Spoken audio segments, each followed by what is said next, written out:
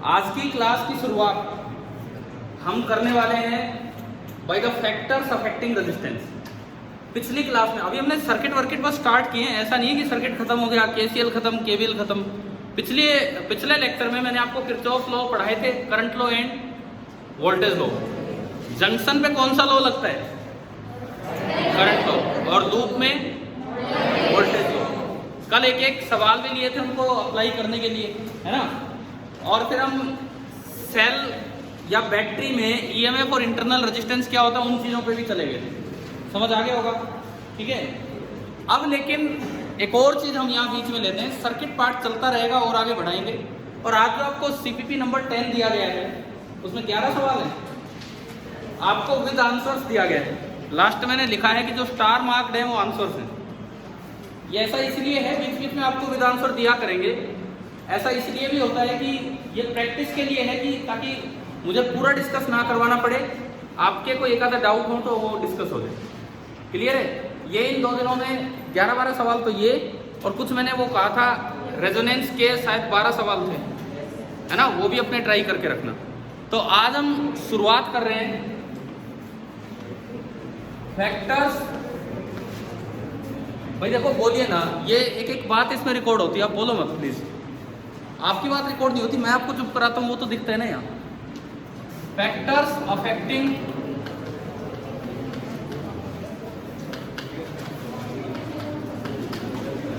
Resistance of a conductor.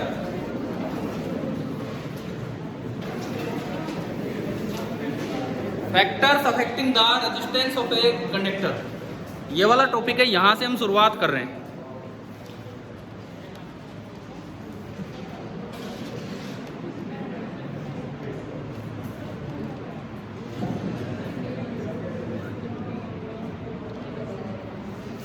देखो, ये कोई भी आपको एक सिलेंड्रिकल कंडक्टर दिया है,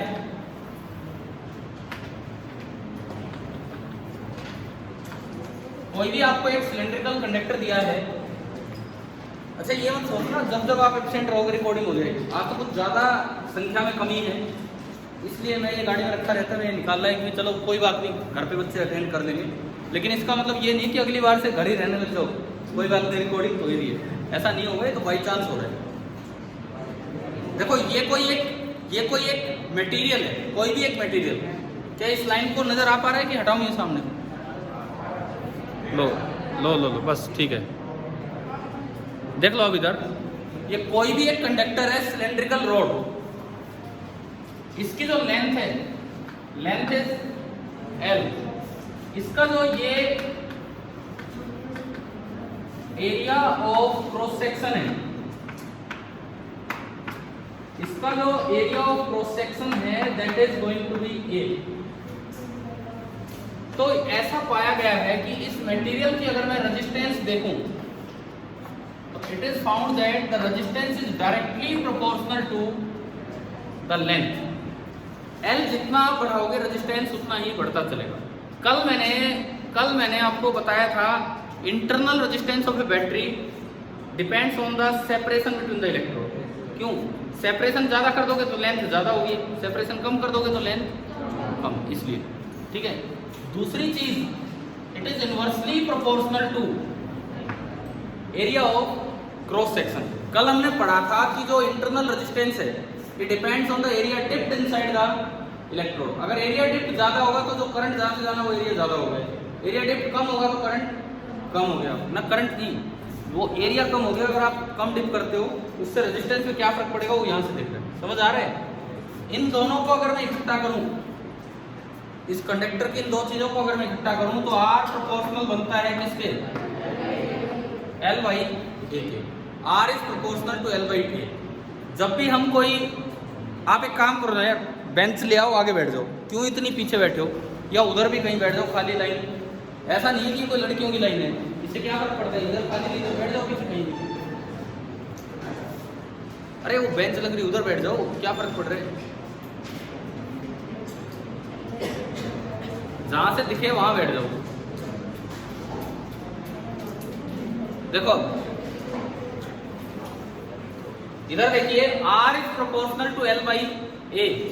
और जो प्रोपोर्शनलिटी कांस्टेंट आता है, हमने आपको बताया था वो कांस्टेंट ऐसा होता है कि वो एल और ए पर डिपेंड नहीं करना चाहिए। पीछे भी एक बार v बराबर IR में जिक्र हो चुका है। तो अगर मैं इस रिलेशन को आगे बढ़ाऊं, R proportional to L by A को अगर मैं आगे बढ़ाऊं तो देखिए क्या बनता है। इसके अटैक मत कर देना अब नीचे से ही। देखो R is proportional to L by A. जब आप एक चीज को आगे बढ़ाते हैं तो R बराबर एक कांस्टेंट आता है जिसको हम किससे डिनोट करते हैं, रो से। Rho into L upon A, where rho is called resistivity.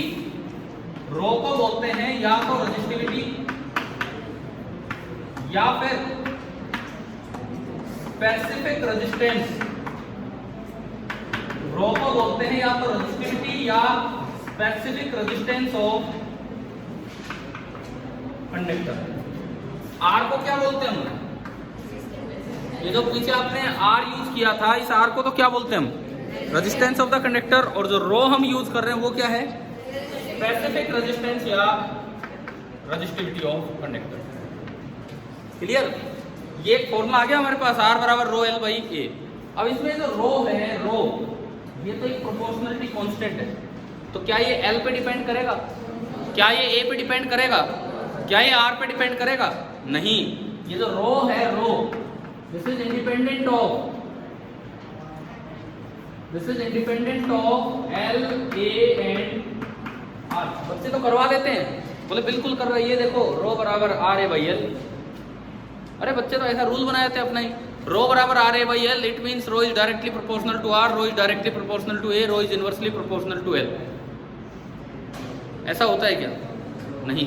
फिर रो किस पे डिपेंड करता है, पैर अंदर करो थोड़ा, है ना। रो किस पे डिपेंड करता है, रो किस पे डिपेंड करता है? सुनिए, ये जो रो है दो बातों पे डिपेंड करेगा। इट डिपेंड्स ऑन, एक तो number one nature of material. पहली बात तो किस पे डिपेंड करेगा कि आपका मटेरियल कौन सा है। कॉपर था और अब एल्यूमिनियम ले लिया तो रो चेंज हो जाएगा। कॉपर था, लेंथ डबल कर दी तो रो चेंज नहीं होगा। समझ आया? एरिया बढ़ा दिया तो रो चेंज नहीं होगा। क्लियर है? और इसके अलावा डिपेंड्स ऑन, इसके अलावा एक और चीज पे डिपेंड कर रहा होता है, डिपेंड्स ऑन किस पे, टेम्परेचर पे। डिपेंड्स ऑन टेम्परेचर, एक और चीज जिस पे डिपेंड करता है दैट इज टेम्परेचर। कंडक्टर का टेम्परेचर बढ़ाओगे तो रेजिस्टिविटी बढ़ती है कि कम होती है? यहां हम दो बातें याद रखें। अगर वो मेटल है, मेटल में टेम्परेचर बढ़ाने पर रेजिस्टिविटी इंक्रीज होती है, मेटल में टेम्परेचर बढ़ाने पर रेजिस्टिविटी इंक्रीज होती है। अगर वो सेमीकंडक्टर है या इंसुलेटर है तो उनकी रेजिस्टिविटी टेम्परेचर बढ़ाने पे डिक्रीज होती है। केवल इस बात पे एनटीसी में सवाल आ जाते हैं। आपसे पूछ लेगा एक कॉपर है और एक सिलिकॉन है, एक कॉपर है और एक सिलिकॉन है, आपको बताना है कि टेम्परेचर बढ़ाया किसकी रेजिस्टिविटी पे क्या फर्क पड़ेगा, बताओ। कॉपर की तो बढ़ेगी और सिलिकॉन की कम होगी। समझ आ गया? तो एक बार आप ये चीज़ें इतनी नोट कीजिए जैसे भी करके। मैं ये थोड़ा साइड में कर देता हूँ और ये मेटल और इंसुलेटर वाली बात लास्ट में ऐड कर लेना।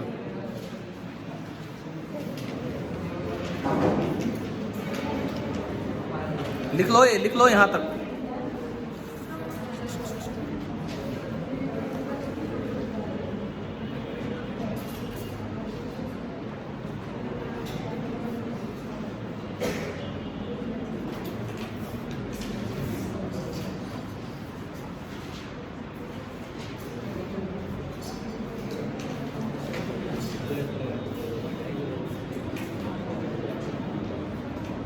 आज का लेक्चर आपको खुद घर जाके मिल जाएगा शाम को, क्योंकि रिकॉर्ड हो रहा है, शाम तक आपको मिल जाएगा।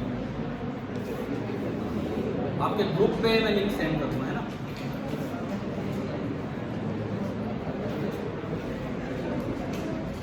बट इसका ये मतलब नहीं है कि यहाँ लिखे ही ना, मतलब कोई नहीं, घर तो आ ही रहेगा। लिख लो यहाँ से।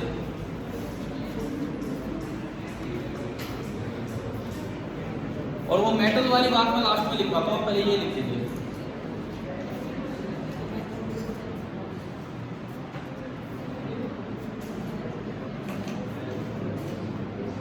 पर दिख रहा है इस बोर्ड पे दिख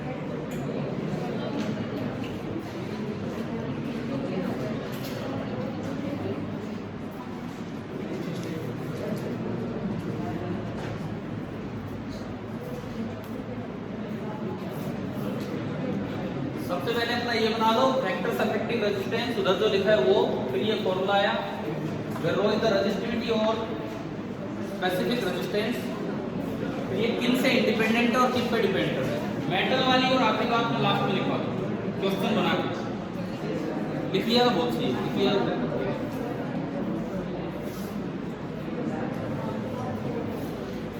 लास्ट पॉइंट ये है, इसके बाद इस पे बेस्ड, ये जो टेम्परेचर वाली बात है इस पे बेस्ड पॉइंट ये है, on increasing the temperature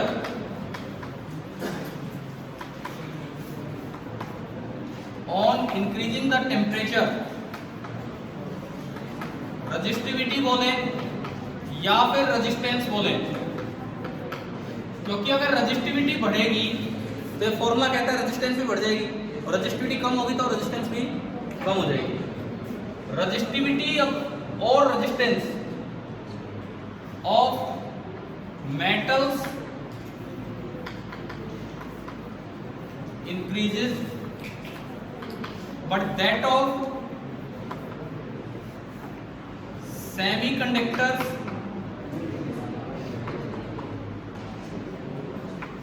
and insulators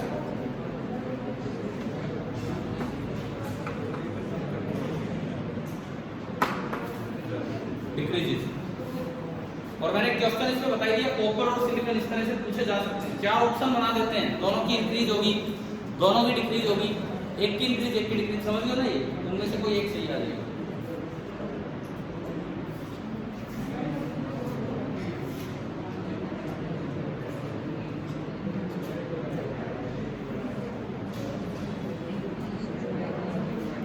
चलो भाई ये बताओ, यहां तक समझ आया? अब एक और बहुत अच्छी चीज सीखने वाले हैं, इधर देखना आप, बातें ना करें, मैं मिटा दूं इसे।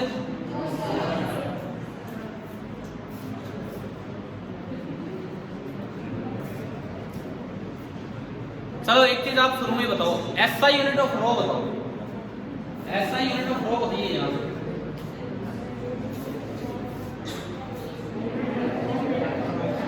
SI unit of rho ohm metre.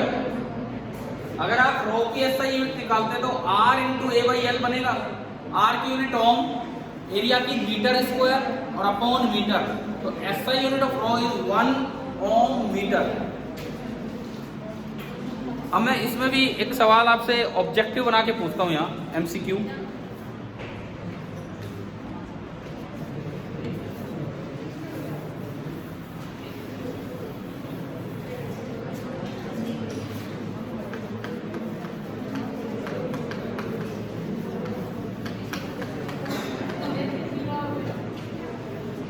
Specific resistance की एसआई यूनिट, पहला ऑप्शन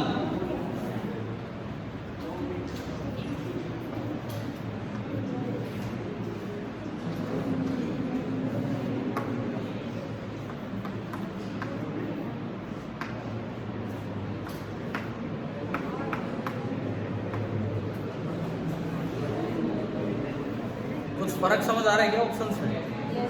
कहीं स्पेस है, कहीं स्पेस नहीं है।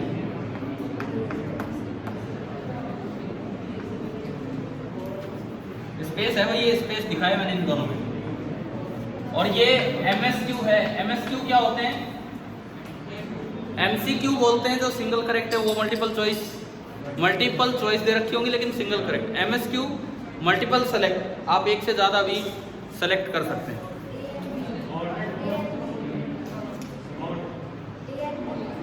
एक तो फोर्थ है, फिर जब फोर्थ है तो ये क्यों नहीं बी? आपको पता है ना ये बात, जब भी दो डिफरेंट यूनिट्स को इकट्ठा किया जाता है हमेशा उनके बीच में क्या लेना होता है? स्पेस। आप अपनी किताबों की टाइपिंग पे विश्वास मत कर लेना, किताब छापने वाला कोई फिजिसिस्ट नहीं है, टाइपिंग करने वाला कोई फिजिसिस्ट नहीं है। हो सकता है फिजिसिस्ट मतलब फिजिक्स टीचर भी नहीं, मैं ये कह रहा हूँ, तो हो सकता है कि उन्होंने तो वैसे ही देख के लिख दिए, ठीक है, तो ये सही है। और थर्ड मीटर ओम भी तो आप लिख सकते हैं, अवॉइड करते हैं ऐसा लिखना। क्यों? अक्सर हमसे गलती होती है, हम स्पेस नहीं लिखते, और स्पेस ना लिखते ही वो मीटर ओम नहीं क्या बन जाएगा? मिली ओम। समझ गए हो? ये तो रो की यूनिट ही नहीं है, क्या है ये? Milli ohm. This is the unit of resistance, milli ohm. ये किसी चीज की यूनिट नहीं है, तो सही नहीं है। ये मीटर ओम बिल्कुल रो की यूनिट है, और ये ओम मीटर। बाकी आप इसको ज्यादा यूज करो क्योंकि इसमें आप स्पेस बोलते ही वो चेंज कर दो। क्या ये पॉइंट समझ आ गया? छोटी बातें हैं, इनका ध्यान रखना है।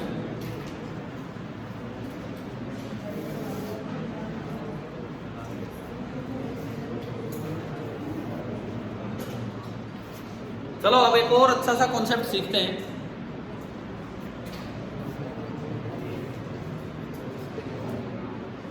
क्या वो उतारा नहीं अभी?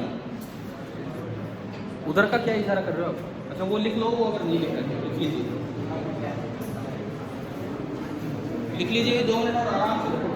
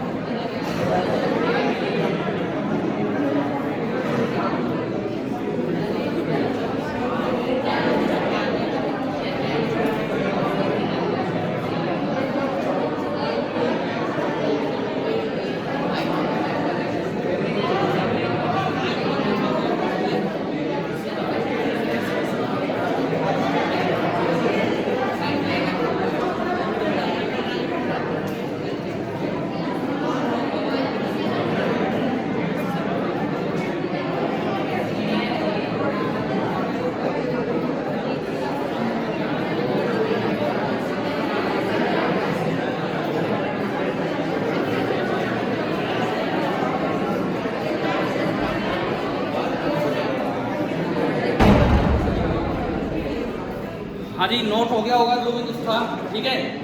अब देखो,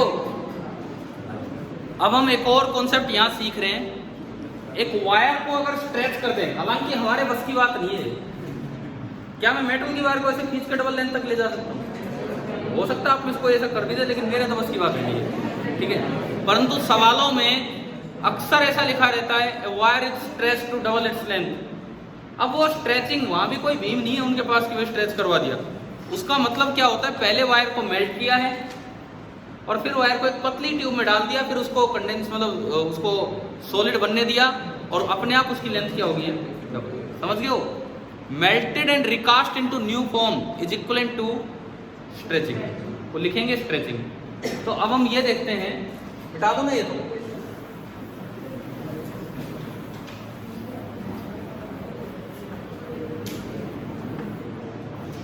अब हम ये चीज देख रहे होंगे, इफेक्ट ऑफ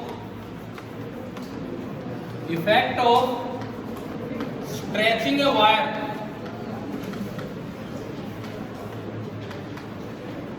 ऑन रेजिस्टेंस।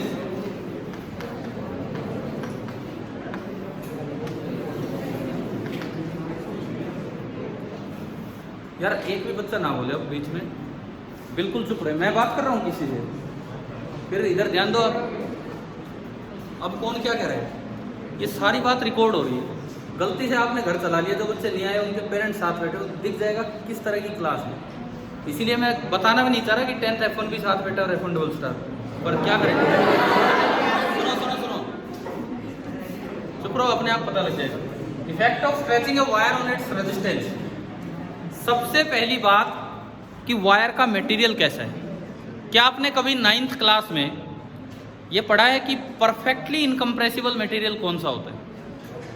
तो इसके लिए 9th क्लास की क्या जरूरत है? तो एक वर्ड है सिंपल, सुनो इधर सुनो। एक मटेरियल जो हम मान रहे हैं,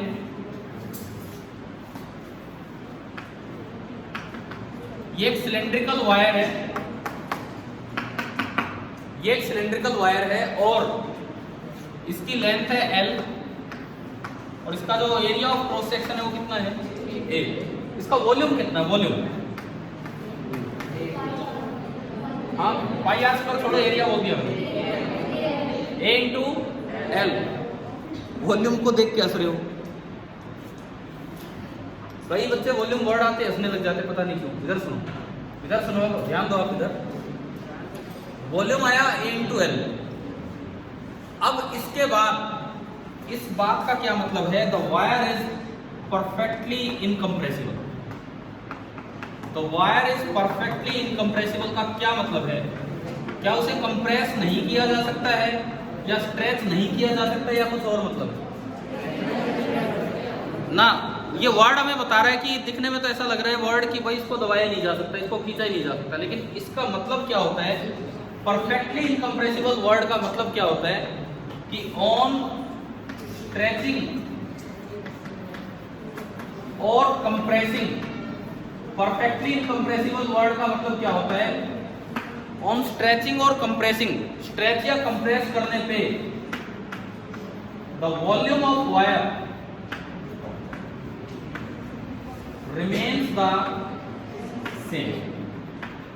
परफेक्टली इनकम्प्रेसिबल का मतलब है आप उसे कंप्रेस या स्ट्रेच तो कर सकते हो, लेकिन अगर आपने ऐसा कोई भी बदलाव किया, खींचा या उसे दबाया, तो भी उसका वॉल्यूम चेंज नहीं होगा। ऐसे मटेरियल्स को क्या बोलते हैं? Perfectly incompressible. एक वर्ड मैं आपको बता रहा हूँ आगे के लिए, कभी जब आप 11वीं क्लास में आओगे 1 साल बाद, तो ये चीज दिमाग में रह जाए। एक रेशियो होता है, एक रेशियो होता है एक साइंटिस्ट के नाम पे।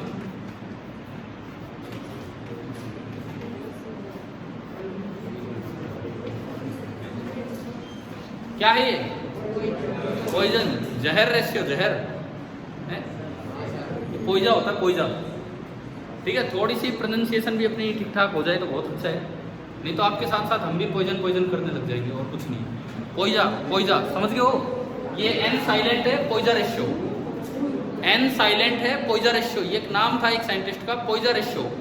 ऐसे मटेरियल जो परफेक्टली इनकम्प्रेसिबल होते हैं उनके लिए पोइजा रेशियो मैक्सिमम होता है और उसकी वैल्यू कितनी होती है? 0.5। ये जस्ट एक आपके लिए तो एक वैल्यू मैं बता रहा हूँ याद करने के लिए। देखो, इसलिए नहीं कि एनटीएससी में ये चीज़ आए, इसलिए कि जब आप +1 में जाएं तो आपका ध्यान इस पर जाए कि ऐसा कुछ पढ़ा है। और भाई एनटीएससी में तो कुछ भी आ जाता है, आज तक नहीं आया पोइजा रेशियो, पता नहीं आपके टाइम पे ही वेट कर रहा हूँ। तो समझ गए, पोइजा रेशियो एक टर्म होती है। क्या टर्म है हम नहीं पढ़ेंगे, हम +1 में ही पढ़ेंगे, लेकिन जो परफेक्टली इनकम्प्रेसिबल बॉडी है उनके लिए पोइजा रेशियो मैक्सिमम होता है। और कितना होता है? कितना होता है? 0.5। ये भी याद रखना कि इनके लिए ही ये मैक्सिमम है और सबके लिए तो इससे कम है। पोइजा रेशियो ये बताता है कि इसको अगर मैं यूं खींचूं, इसको अगर मैं यूं खींचूं तो इसके एरिया में कितना चेंज आने वाला है। अगर यूं खींचने पे एरिया इस तरह बदले कि वॉल्यूम जितना पहले था उतना ही बाद में है, तो पोइजा रेशियो कितना निकल के आता है? 0.5। ये +1 में निकालेंगे, है ना? क्या ये बात इतनी समझ आई यहाँ पे? अब देखते हैं कि स्ट्रेचिंग द वायर, वायर को स्ट्रेच करने पे उसकी रेजिस्टेंस पे क्या प्रभाव पड़ने वाला है, ये चीज हम देखेंगे। आप एक बार ये लिख लो, ये लिख लो, फिर मैं आगे पढ़ाता हूँ। तब तक मैं उधर बोर्ड साफ करता हूँ, आप ये नोट कीजिए।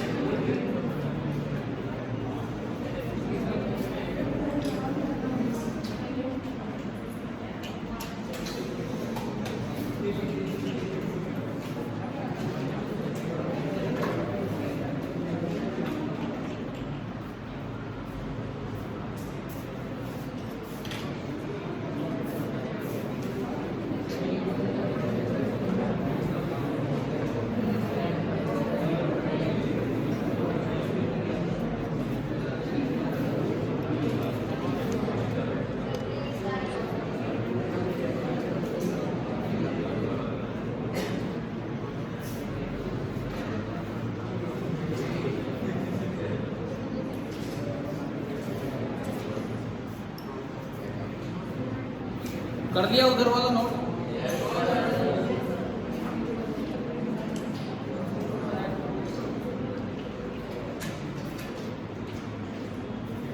अब हम देखेंगे स्ट्रेचिंग करने से इस चीज पे क्या बदलाव आने वाला है।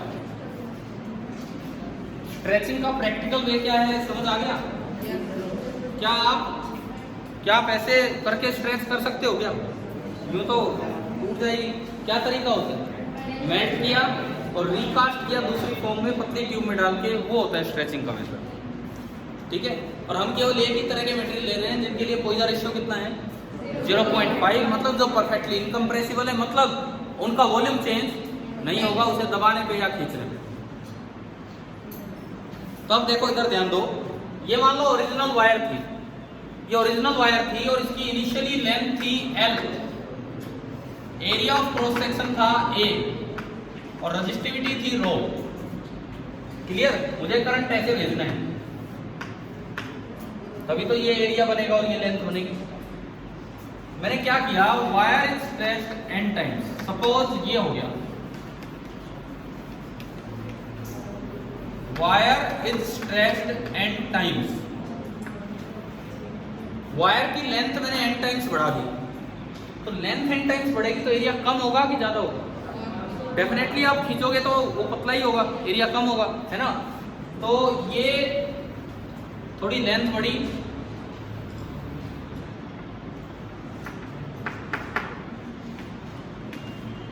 अभी मुझे करंट ऐसे ही पास करवाना है इसमें से। ठीक है, नई लेंथ कितनी होगी? NL, n times L। Keeping the volume constant, what will be the new cross sectional area? A/N। समझ आ रहा है? देखो नया एरिया A/N होना ही पड़ेगा, तभी तो वॉल्यूम A into L आएगा। पहले वॉल्यूम कितना उसका? A into L। बाद में भी आप वॉल्यूम A into L चाहते हो, क्योंकि हम मटेरियल ही कौन सा दे रहे हैं? Perfectly incompressible. और 10th क्लास में अगर नहीं बोला जाए, unless stated otherwise, treat the material to be perfectly incompressible. आप इस बात का वेट ही मत करो कि कभी कोई और भी मटेरियल आएगा, नहीं आना। 10th में और आ ही नहीं सकता, आएगा अगर ऐसा सवाल तो परफेक्टली इनकम्प्रेसिबल ही आएगा। तो वो नाम नहीं देंगे कैसा मटेरियल है, हम सीधा बोलेंगे कि मटेरियल कैसा है, परफेक्टली इनकम्प्रेसिबल। तो वॉल्यूम कांस्टेंट रखने के लिए अगर लेंथ n टाइम्स बढ़ी है तो एरिया को n टाइम्स कम होना पड़ेगा, तभी तो प्रोडक्ट A into L आए। क्या ये समझ में आया? ठीक है, कोई डाउट इसमें? नहीं। तो अब आप ये बताओ, इसकी पहले रजिस्टिविटी थी रो। मैं पूछता हूं, आप में से ही पूछता हूं, आप बताओ। चलो, अब नई रजिस्टिविटी कितने टाइम्स? क्या नई रजिस्टिविटी कितने times? n times, n square times. देखो इनका जवाब है n स्क्वायर टाइम्स होगी। और कोई बच्चा बताए नई रजिस्टिविटी कितनी होगी?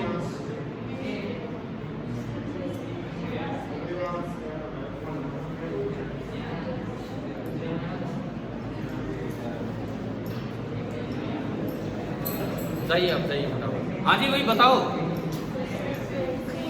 सेम कारण ये है, खींचने से क्या कॉपर एल्यूमिनियम बन जाएगा? समझ गए हो ना? कॉपर था तो कॉपर ही रहेगा, तो रजिस्टिविटी क्या रहेगी? सेम। वो तो नेचर पे डिपेंड करती है, यानी कि जो रजिस्टिविटी है वो तो अभी भी आपकी कितनी बनी रहेगी? रो ही रहेगी। अब जो नया रेजिस्टेंस है, पुराना रेजिस्टेंस कितना है? R, rho L by A। पुराना रेजिस्टेंस है R बराबर रो L बाई A। नया रेजिस्टेंस R डैश बराबर रो तो रो है, लेंथ कितनी होगी? NL, और एरिया कितना हो गया? A/N। तो ये N ऊपर जाएगा, N ऊपर जाके बना N square into rho L by, और रो L बाई ये क्या है? पहले वाला R। इसका मतलब जो आपका R डैश आया, कितना आया? N square times R। R dash जो है वो आपका आया N स्क्वायर टाइम्स R। समझ आ रहे हैं? क्लियर है? आ जाओ भाई, बैठ जाओ चुपचाप जाके। हमें ये पता लगा कि अगर मैं किसी वायर को स्ट्रेच करता हूं या कंप्रेस करूं, बात एक ही है, तो उसकी रजिस्टिविटी पे तो कोई फर्क नहीं पड़ेगा, और जो उसकी रेजिस्टेंस है वो कितने टाइम्स हो जाएगी? N square times. अब बच्चे गलती कहाँ करते हैं, वो एन स्क्वायर वाला फॉर्मूला याद करके जाते हैं, पेपर में पूछ लिया रजिस्टिविटी कितने टाइम्स हुई, उसको भी एन स्क्वायर कर जाते हैं, जबकि उसमें तो कोई चेंज नहीं होगा। आप बताओ इफेक्ट ऑफ स्ट्रेचिंग आ गया है समझ? ठीक है, कर दो, कर लीजिए नोट जिस भी तरीके से है।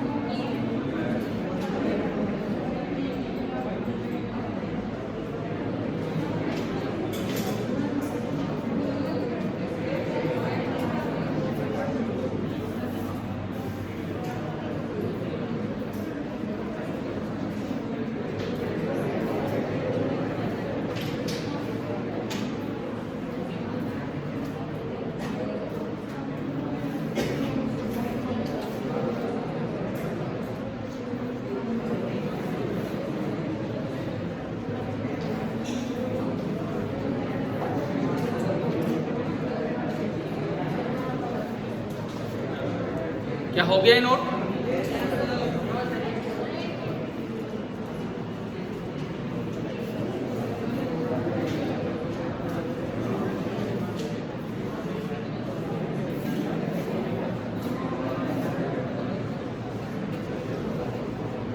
एक सवाल लिखें इसके बाद।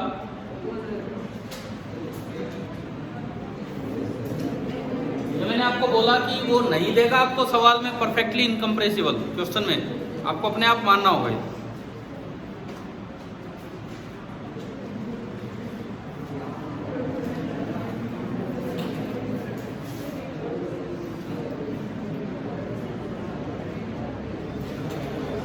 चले भाई चले, आगे बढ़े। क्वेश्चन लिखिए,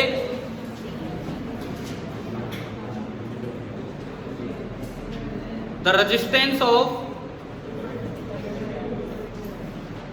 खड़े हो जाओ यार, खड़े रहो आप थोड़ी देर, जब तक क्लास में कोई भी बोलता रहेगा आप खड़े रहो।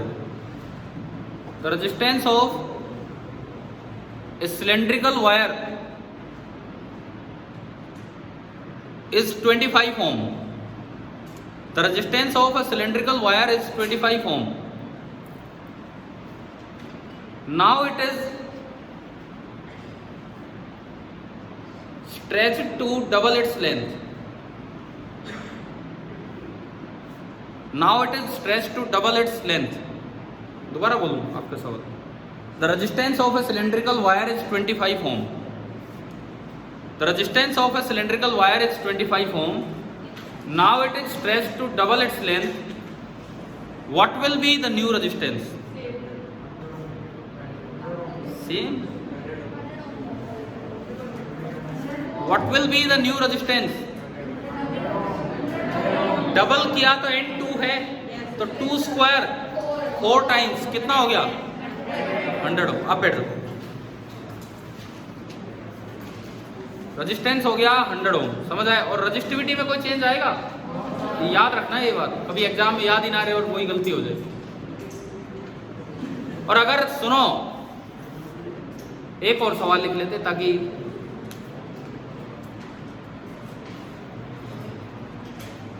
इसी तरह की लाइन लिखो जैसे उसमें लिखा था। The resistance of A cylindrical wire, the resistance of a cylindrical wire is 24 ohm. The resistance of a cylindrical wire is 24 ohm. Now it is compressed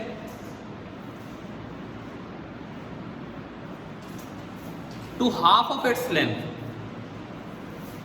Now it is compressed to half of its length. What will be the new resistance? n कितना इस बार n 1/2, तो n square 1/4, तो 24 into 1/4 6 ओम.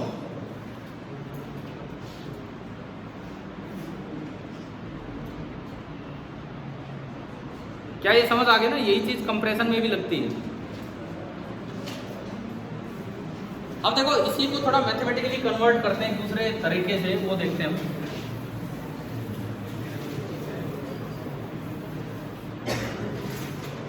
अगली heading आप ये डालना, percentage change in are.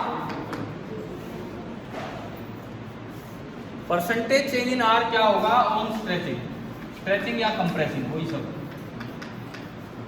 Percentage change in are on stretching या compressing.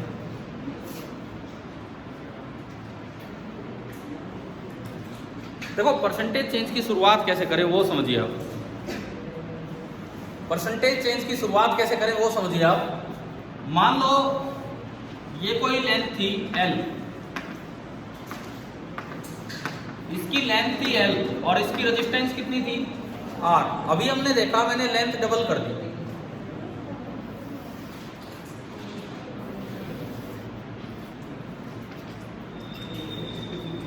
मैंने लेंथ डबल कर दी और जो नई लेंथ बनी, नई लेंथ कितनी बनी? 12. एक बार मुझे ये बताओ, ये लेक्चर किस किस का है आपका? योगेश सर का है एक में, तो वो मैं ले रहा हूँ. दूसरा आई, ठीक है, तो फिर मैं ही ले रहा हूँ. ठीक है, वैसे भी मैंने बोल दिया था अगर कोई टीचर प्रेजेंट होते तो हम आपको भेज देते, लेकिन अभी हम कंटिन्यू कर रहे हैं इसका. देखिए इधर देखें, बातें नहीं, इधर देखें. ये जो नई लेंथ है वो 12 है. तो आप एक बार ये बताओ परसेंटेज चेंज इन लेंथ कितना है? कितने परसेंट लेंथ बढ़ा दी आपने? एक मिनट रुको. आप 10th के बच्चे, क्या आपको परसेंटेज नहीं निकालना आता कभी?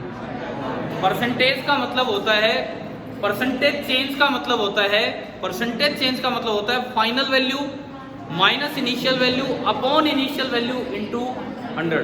तो अगर परसेंटेज चेंज इन लेंथ पूछी जाए, अगर परसेंटेज चेंज इन लेंथ पूछी जाए, इसका तरीका ये होता है लिखने का. तो ये होगा फाइनल वैल्यू कितनी? 12, initial value L upon initial value. इतने पार्ट को बोलते हैं फ्रैक्शनल चेंज. अगर 100 से ना मल्टीप्लाई करो तो उसे बोलते हैं फ्रैक्शनल या रिलेटिव चेंज. ये तो मैथ्स की बात है, फ्रैक्शनल या रिलेटिव चेंज. और इनटू 100 कर दो तो परसेंटेज चेंज, इसका ये सिंबल होता है डेल्टा. कितना आया ये? अरे 100% बढ़ गई है लेंथ, तभी तो डबल हुई. जितनी थी उतनी और बढ़ गई है, 100%. आपने क्या, डेल्टा ही बोलते हैं इसे, ठीक है? क्लियर है नहीं? डेल्टा होता है सिंबल. अब आप ये सुने, 100% लेंथ बढ़ने पे अभी अभी आपने निकाला था नई रेजिस्टेंस कितनी हो गई थी? 4R हुई थी. नई रेजिस्टेंस कितनी हुई थी? 4R हुई थी. तो रेजिस्टेंस में कितना चेंज हुआ? कितना? देखते हैं. Final resistance minus initial resistance, ये तो है चेंज, अपॉन इनिशियल, ये है फ्रैक्शनल चेंज, और इनटू कितना आगे? तो एक आइडिया हमें होना चाहिए कि अगर लेंथ मैंने 100% से बढ़ाई है तो रेजिस्टेंस कितना बढ़ा है? 300%. अब और एक चीज चेक करेंगे, फिर हम आगे बढ़ेंगे. क्या ये बात समझ आ गई है कि नहीं? ठीक है. परसेंटेज चेंज इन आर, इसके अंदर पहला एग्जांपल बना लो.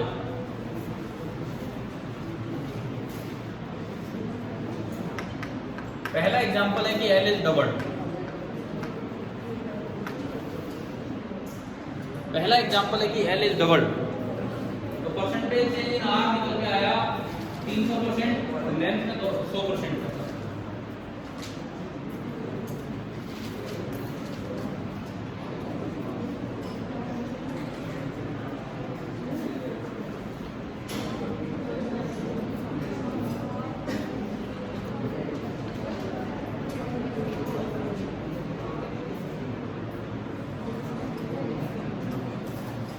डाउट इसमें किसी को?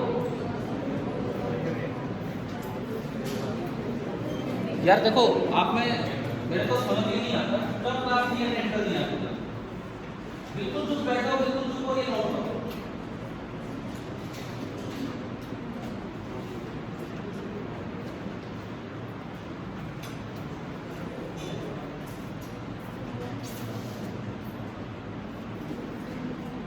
अब हम चलेंगे दूसरे केस पे।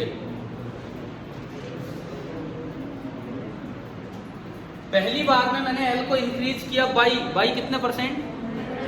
अच्छा, इसको आप देखो क्या बोल सकते हो, L इज इंक्रीज बाई 100% और L इज इंक्रीज टू 200%। बात एक ही है, समझ आ रहा है ये? इस अंग्रेजी के मायाजाल में मत फंस जाना, कभी गलत करिए। L इज इंक्रीज बाई 100% का मतलब है L इज इंक्रीज टू 200%, मतलब जितनी थी उसका 200% तक वो होगी, तो 12 समझ गए हो ये चीज। सेकंड कीजिए, L इज इंक्रीज बाई 10%। एक आइडिया ले रहे हैं हम, L is increase by 10%। L is increase by 10%। या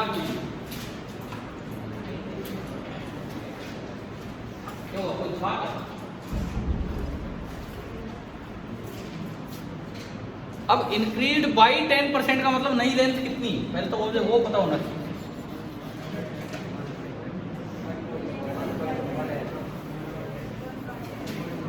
इंक्रीज बाई 10% का मतलब है नई लेंथ है L प्लस L का 10%, L plus 10/100 into L।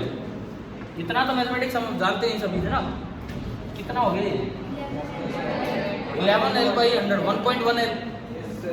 This is going to be 1.1L। समझ आए ना? तो अब बताओ परसेंटेज चेंज इन L कितना, पहले तो वो देखो, कंफर्म कर लो 10% है कि नहीं, कंफर्म कर दो एक बार। नई लेंथ कितनी? 1.1L। पुरानी लेंथ कितनी? L अपॉन पुरानी लेंथ और इनटू, एक बार वेरीफाई करो क्या ये 10% आ रहा है? ये ऊपर 0.1L बचा अपॉन L और इनटू 100। हाँ सही है, हमने सही बनाई है नई लेंथ। ये जस्ट वेरिफिकेशन था और कुछ नहीं। क्लियर हुआ यहाँ तक? अब रेजिस्टेंस में कितना चेंज आएगा उसके लिए पहले मुझे नई रेजिस्टेंस देखनी पड़ेगी। नया एरिया बताओ, अगर नई लेंथ 1.1L है तो नया एरिया कितना? अरे A अपॉन 1.1। जब नई लेंथ NL थी तो नया एरिया A by M हुआ था नहीं, ताकि वॉल्यूम क्या रहे? कांस्टेंट। तो अगर नई लेंथ L से ये हुई तो नया एरिया कितना होगा? A upon 1.1। और जो नई रेजिस्टेंस है वो n² टाइम्स हो जाएगी। तो जो नई रेजिस्टेंस बननी है R डैश, ये 4R नहीं है, पिछला लिखा हुआ है, R dash that is equal to 1.1 का स्क्वायर। क्या समझ आया? समझ आया वही रिजल्ट? अब बताओ परसेंटेज चेंज इन R क्या होगा? Final resistance 1.1 square into R minus initial resistance upon initial resistance और इनटू 100। बताना ये कितना है? R कौन आके कट गया? 11 11 121। 1.21 माइनस 1 0.21 और 0.21 इंटू 100 21%। जब आपने लेंथ बढ़ाई थी 100%, 100%, तो रेजिस्टेंस कितना बढ़ा था? 300%, 3 गुना गया। लेकिन जब लेंथ बढ़ाई 10% तो रेजिस्टेंस क्या 30% बढ़ा है? कितना? लगभग 20 के आसपास है, तो लगभग डबल हुआ है क्या ट्रिपल हुआ है? परसेंटेज चेंज क्या हुआ है? डबल। तो जितना जितना आप परसेंटेज चेंज लेंथ में कम करते जाओगे, डायरेक्ट आंसर है 10 पे तो हमें याद ही हो जाएगा। 10 पे तो कितना हो रहा है 21, 100 पे 300। इससे छोटा पूछे 1 पे 2, 2 पे 4, अरे डबल कर रहे हैं, डबल 3 पे 6, 10 पे आप 20 भी दे सकते हो, लेकिन अगर ऑप्शन 21 है तो फिर ज्यादा बेटर है 21, एग्जैक्ट 21। तो मैं एक जनरलाइज रिजल्ट की तरफ चलता हूँ। क्या ये बात समझ में आ गई? कर दो, ये भी नोट कर लो अपना 21% वाला केस भी आप नोट कीजिए।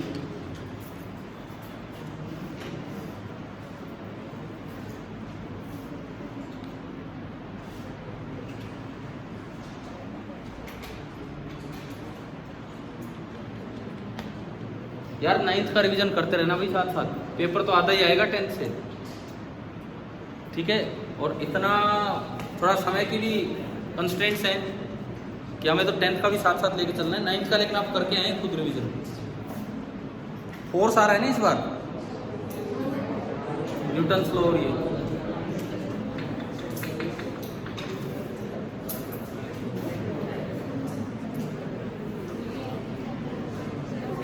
अब मैं चलता हूं नंबर 3 पे।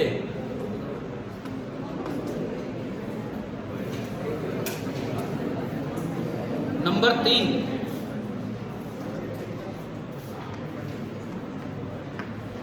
For very small percentage changes in L.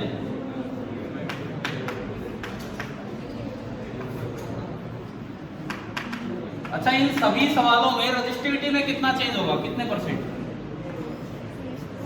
कितने परसेंट चेंज होगा? 0%। इन सभी सवालों में रजिस्टिविटी में जो चेंज है वो कितना परसेंट है?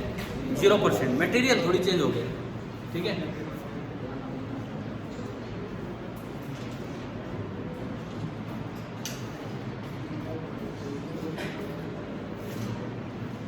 अब देखो एक चीज यहां पे देखते हैं हम, ये हुआ नहीं क्या? वो डायग्राम बना लो, ये 1.1L हुआ था, एरिया A/1.1 है, और उससे उधर का काम ये है। अगर आपने डायग्राम नहीं बनाया था तो मैं बता रहा हूँ, ऊपर तो वही था पुराना डायग्राम, नीचे डायग्राम में लेंथ थोड़ी बढ़ा के 1.1L होगी थी, L + 10L/100 1.1L, और नया एरिया बना था A/1.1। नई रेजिस्टेंस बनी थी 1.1 स्क्वायर इंटू R। क्या किसी ने भी नहीं लिखा है क्या? लिख लिया था। अब देखते हैं स्मॉल परसेंटेज चेंजेस के लिए क्या होगा। एक फॉर्मूला आपने 9th में, क्योंकि 9th में वर्क आप पढ़ते हो चैप्टर, मोमेंटम और काइनेटिक एनर्जी में रिलेशन भी पढ़ते हो ना। काइनेटिक एनर्जी इज P²/2m, या P इज √2m के। वहाँ ये सवाल बहुत बार आते हैं, percentage change, small percentage change. तो वहाँ एक फॉर्मूला आपको पढ़ाया जाता है। कौन क्या कह रहे हैं? हाँ जी भाई, क्या कह रहे हो आप? ठीक है, मास्क में कोई बोलता रहे, पता तो लगता ही नहीं कौन बोल रहे। मास्क लगा के देख मेरी तरफ रहे और बोल, पता नहीं क्या रहे। इधर देखो, एक फॉर्मूला होता है कि अगर कोई क्वांटिटी है, कोई भी क्वांटिटी Q, मान लो वो डिपेंड कर रही है किसी क्वांटिटी x की पावर a पे, y की पावर b पे, और नीचे मान लो z की पावर c। x, y और z तीन क्वांटिटी पे Q डिपेंड कर रहा है। Then percentage change in Q is equal to a times power times percentage change in x का mod plus b times percentage change in y plus c times percentage change in z। ऐसे सवाल आपने 9th वाले उसमें किए होंगे, momentum और kinetic energy के टाइप वहां होते हैं। कोई नहीं, ये चीजें छोड़ो, अब सीखो। नहीं किए तो अब सीखो क्या है।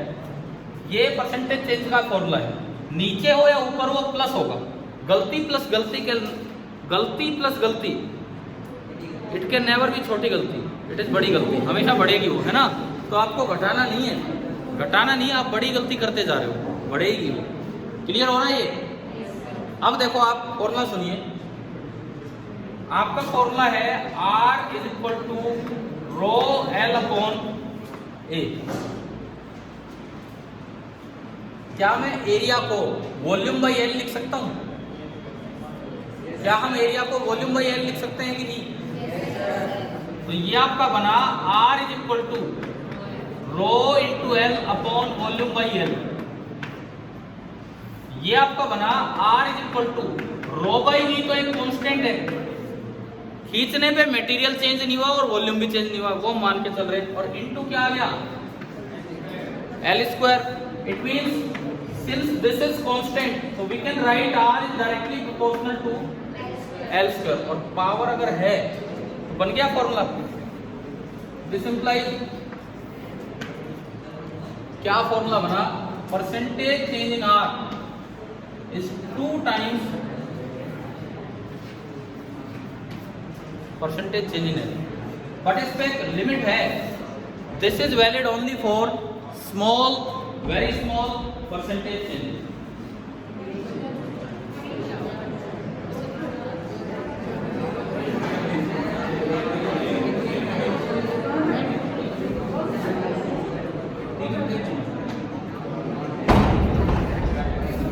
भाई ये फॉर्मूला आ गया क्या समझ? इसके बगल में ये सावधानी जरूर लिख देना, क्योंकि अगर आपने 100% पे लगा दिया, इसमें 100% तो ये क्या आंसर देगा 200, जबकि आंसर आया क्या था 300, ये तो बिल्कुल ही गलत हो जाएगा। तो यानी कि हमें ये याद रखना है, this is valid only for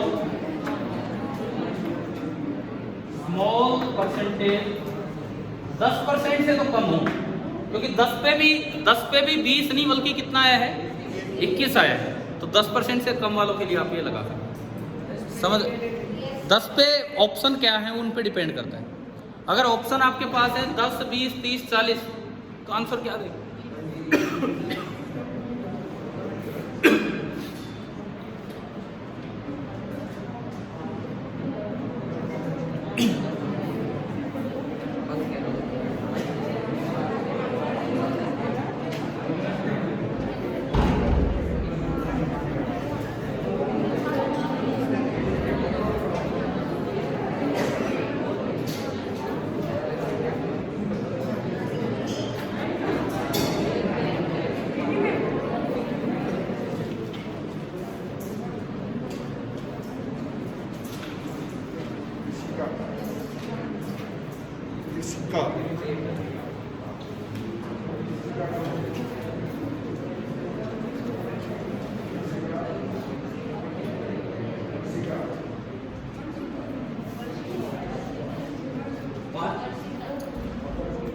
पानी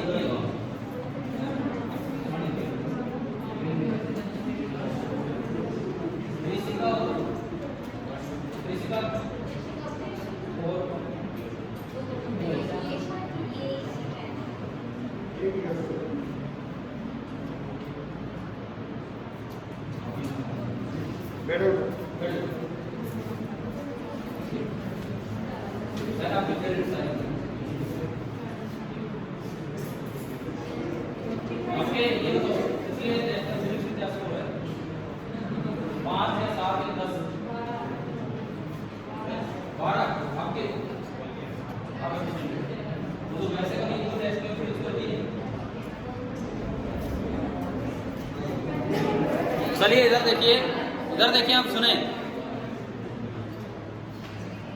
मैं पानी पीने गया था, पानी मिला ही नहीं, वैसे ही ठीक हो गया वो। सुनो, हम कहाँ थे? हम यहाँ थे। मैंने कहा कि for very small percentage change ये फॉर्मूला सही लगता है। हाँ, कोई बच्चा पूछ रहा था 10 पे लगेगा कि नहीं। अगर ऑप्शन है 10, 20, 30, 40 तो बिल्कुल लगेगा, 20 सही है। अगर ऑप्शन है 19, 20, 21, 22 तो आपको 10 पे नहीं लगाना है। फिर वो एग्जैक्ट पूछना चाह रहा है और वो कितना हो जाएगा 21 हो जाएगा। इतनी तो हम कॉमन सेंस यूज करेंगे वहाँ। लेकिन आप बताओ कि आपको परसेंटेज चेंजेस देखने आ गए हैं रेजिस्टेंस में, स्ट्रेचिंग करने पे, ठीक है। और रजिस्टिविटी में 0%। रजिस्टिविटी में जो चेंज होगा दैट विल बी 0%। चलो मैं आगे बढ़ूँ अब इसमें।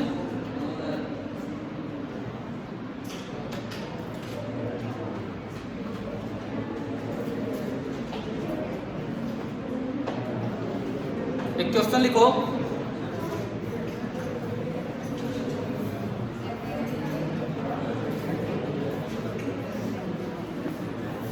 एक सवाल लिखिए, एक सवाल।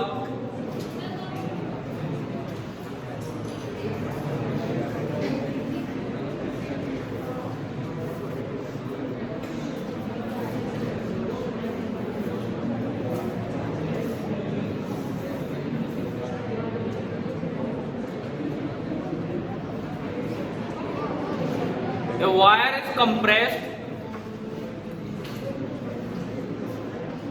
क्या ये पूरा हो गया है बोर्ड वाला काम?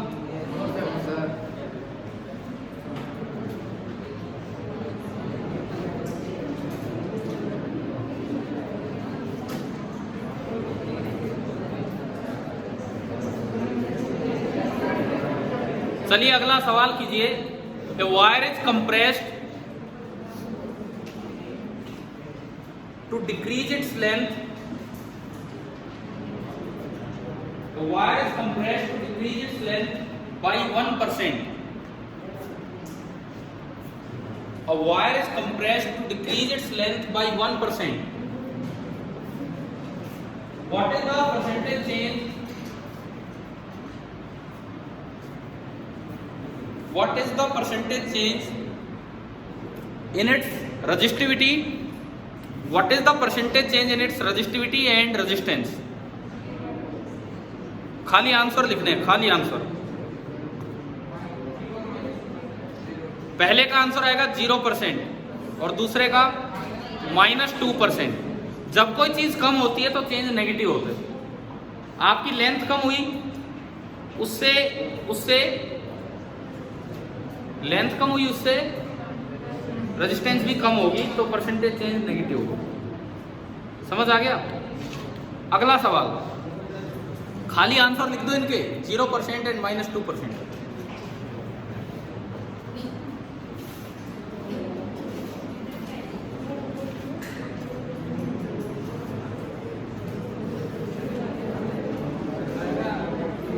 अगला सवाल लिखिए, wire is stretched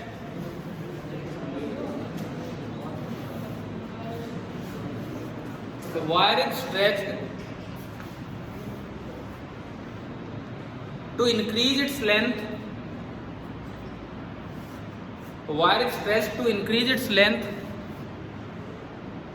to 150%. To increase its length to 150%. What is the percentage change in resistance?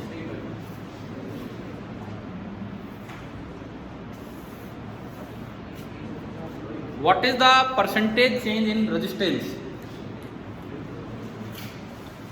भाई पहली बात, इस बार इंक्रीज बाई नहीं दिया मैंने, क्या दिया? इंक्रीज 2। इसका मतलब कितनी और बढ़ाई है? 50%। इसका मतलब है इंक्रीज बाई 50%। क्या ये फॉर्मूले लगेंगे? नहीं लगना। अब आपको एग्जैक्ट जाना होगा। एल थी 50% और बढ़ा दी, आधी और बढ़ा दी, तो नई लेंथ कितनी होगी? 3/12। तो एन की वैल्यू कितनी हुई? 3/2। तो एन स्क्वायर निकालो, वो आर होगा, और उससे परसेंटेज चेंज निकालो। कीजिए भाई, ये अटेम्प्ट कीजिए।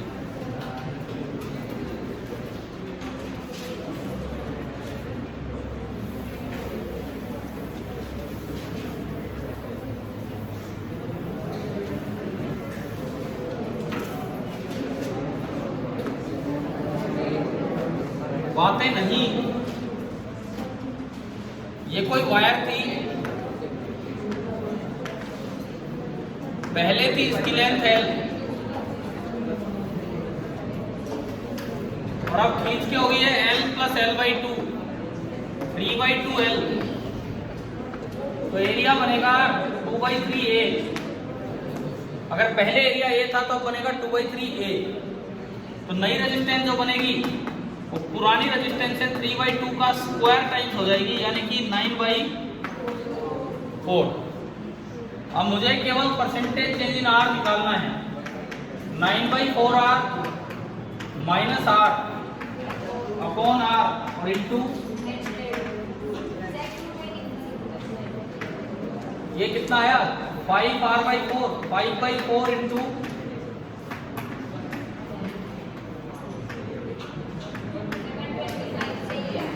रेजिस्टेंस में इतना चेंज आ गया 125% का। देखो लेंथ कितने परसेंट से बढ़ी थी? लेंथ कितने परसेंट बढ़ी थी? 50, 150 नहीं 50। लेंथ 50 बढ़ी तो क्या ये डबल हुआ है? 100 नहीं हुआ। ये तो कहां तक गया? 125 तक। तो हाई वैल्यूज पे ये नहीं लगाना, ये अप्रोक्सीमेट फॉर्मूला। अभी बताओ कि आपको परसेंटेज चेंजेस निकालने आ गए? आर बराबर रॉयल भाई ये यूज करना आ गया,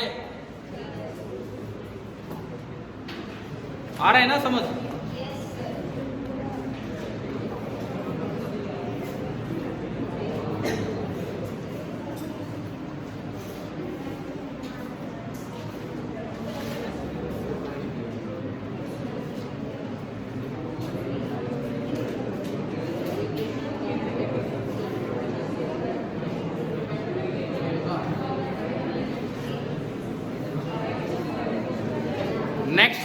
नेक्स्ट हेडिंग छोटा सा पार्ट।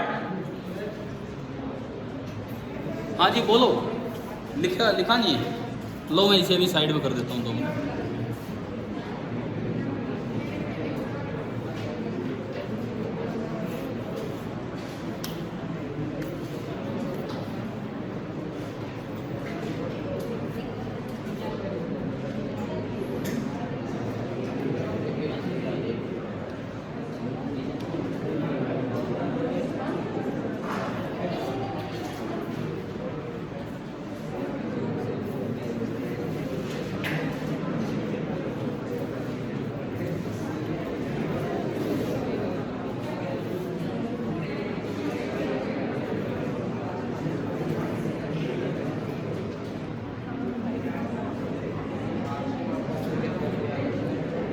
आपस में यूं मत करो, मेरी तरफ यूं करो, तब तो मुझे लगे हाँ भाई सही समझ आ रहा है, बढ़िया आ रहा है ना?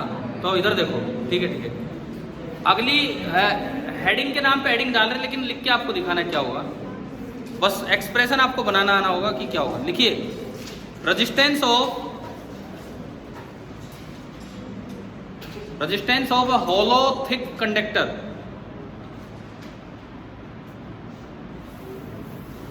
Resistance of a hollow thick conductor. Hollow thick conductor का क्या मतलब है? देखिए, होलो थिक कंडक्टर का क्या मतलब है, सुने।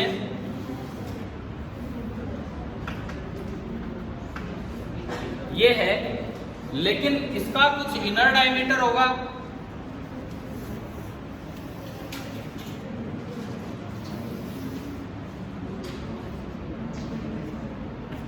ये यहां मटेरियल है, इसमें भी ये यहां मटेरियल है, समझ गए हो? होलो पाइप नहीं होते, पाइप साइडों से थिक है और बीच में से खाली है, ठीक है?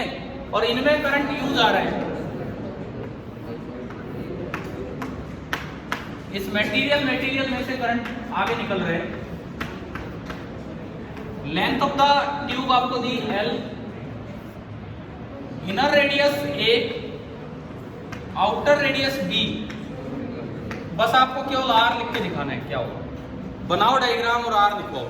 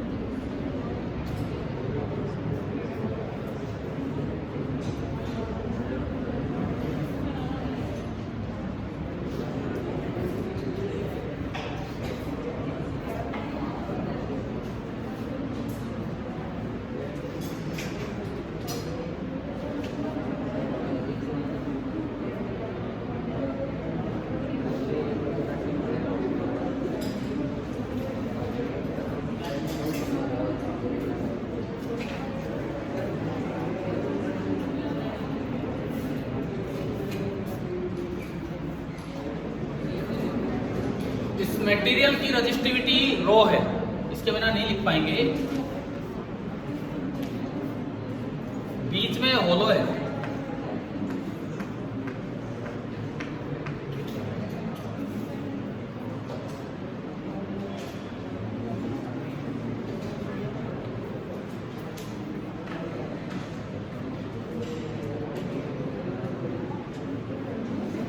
हमें बताओ, ये तो लिखना है केवल। रो इंटू लेंथ कितनी, L upon area of cross section कितना, एरिया होता है पाई आर, फिर B माइनस ए कैसे आ रहा है? बी माइनस ए का होल स्क्वायर, ये कैसे एरिया आपने निकाला यार? पूरे के एरिया में से अंदर वाला खाली एरिया घटाएंगे, पूरे का एरिया कितना है? पाई बी स्क्वायर, और उसमें से क्या घटाएंगे? पाई ए स्क्वायर। तो मैं क्या पाई कॉमन लूँ तो क्या बी माइनस ए का होल स्क्वायर बनेगा? आप गलत बोल रहे हो। नहीं, ऐसा कहीं एमसीक्यू आएगा तो एक ऑप्शन वो भी मिलेगा जो आप बता रहे हो। समझ आ गया? पाई कॉमन भी लेंगे तो बी स्क्वायर माइनस ए स्क्वायर हो जाएगा।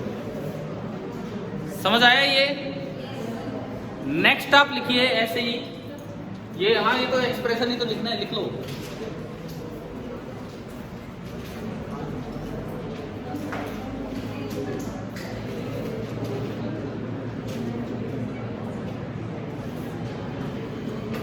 हो गया है ना?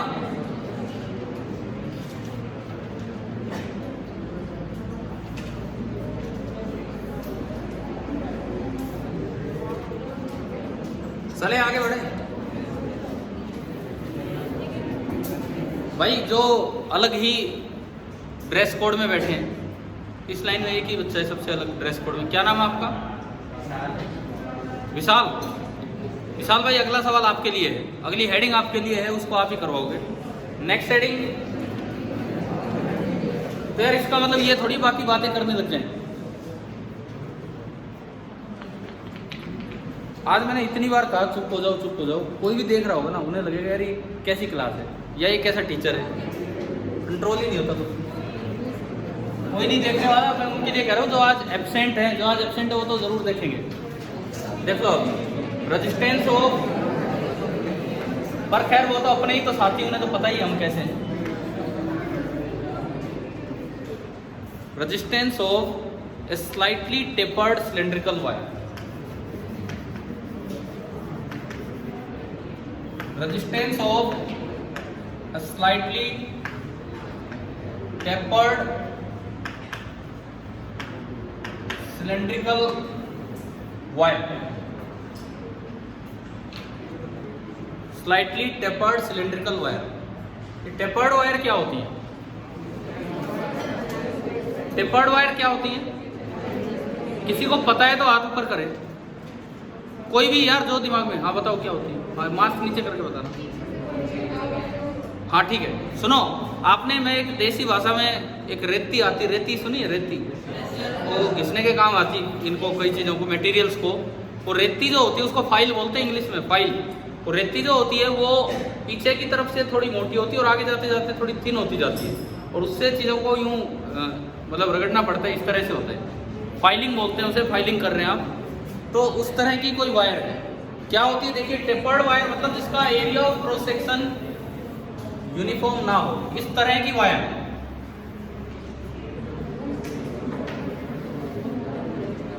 इस तरह का कंडक्टर पूरा पूरा सॉलिड है। ये मान लो इसकी लेंथ है L, इसका एरिया है ना, इधर का रेडियस है A, इधर का रेडियस है B।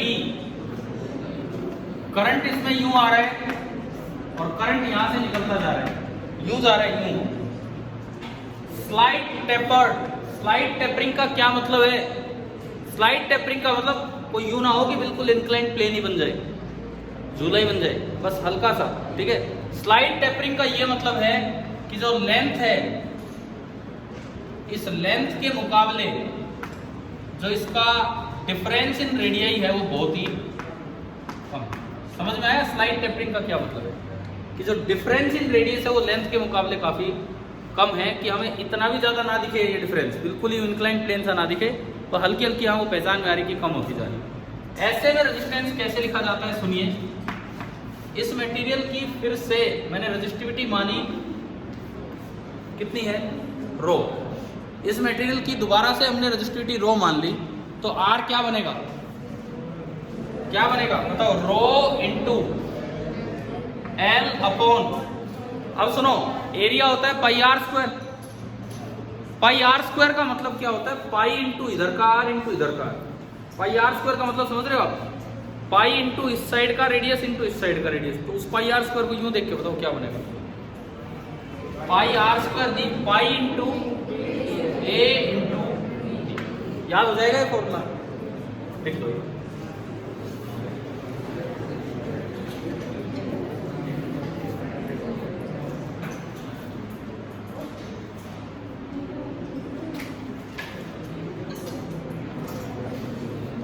अरे यार आपसे तो हम पूछना ही भूल गए, इनको कहा था कि ये सवाल आपके लिए है।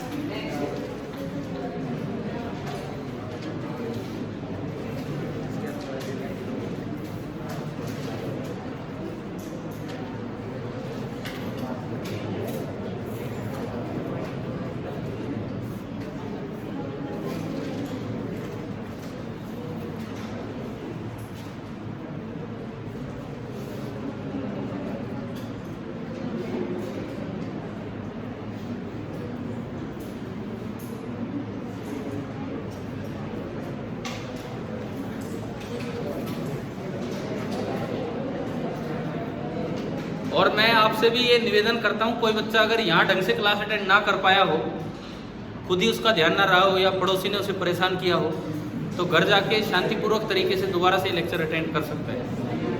शाम तक अपलोड होगा ये दोबारा, है ना।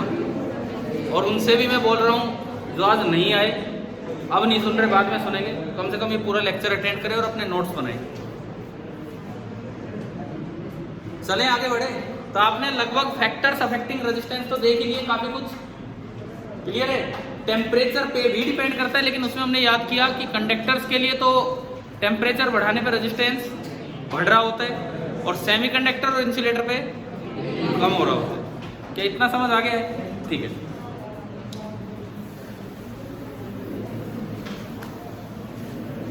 अब देखो सुनो, थोड़ा सा कई बार ना ग्राफ का और डिफरेंशिएशन इंटीग्रेशन का यूज हो जाता है।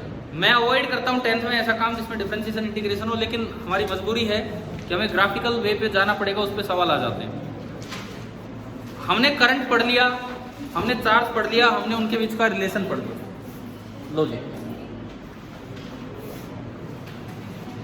कई बार ऐसा होता है कि चार्ज टाइम ग्राफ देके करंट पूछ लेते हैं, कई बार ऐसा होता है करंट टाइम ग्राफ देके चार्ज फ्लो पूछ लेते हैं। क्या ये काम स्टार्टिंग में किया हमने? नहीं किया।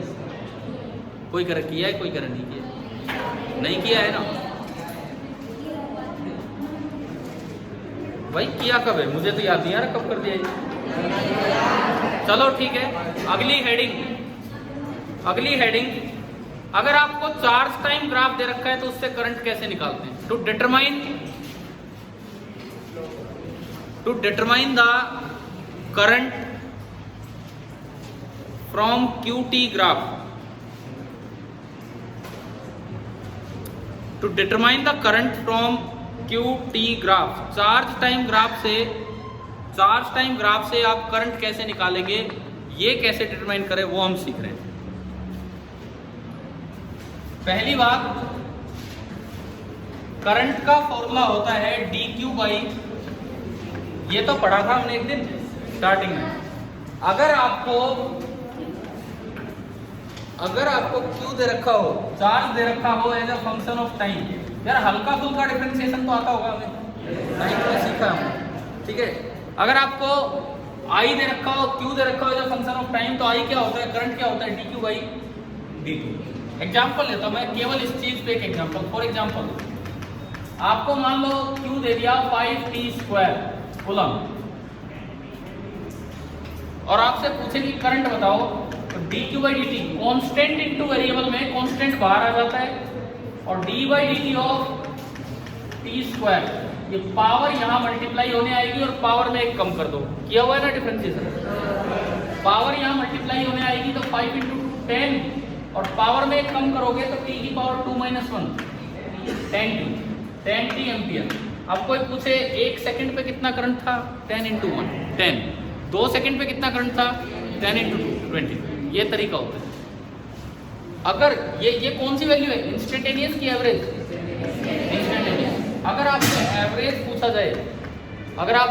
पूछा जाए तो उसमें करंट का एक्सप्रेशन नहीं लाना हमें, डिफरेंशिएशन नहीं करना हमें खाली करना है डेल्टा Q अपॉन, जैसे आपसे पूछ ले 0 से 5 सेकंड तक एवरेज करंट बताओ, तो इधर देखो 0 पे चार्ज कितना है?